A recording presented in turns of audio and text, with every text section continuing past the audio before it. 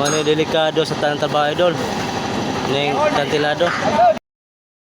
Kami ang tipong mga tao nga gimiiras kadaghanan mga idol kay bahog adlaw, bahong singot, o usa pa bisan unsa lang ingan kanamo mga idol, bulingit, musmuson, dahang abog-abog.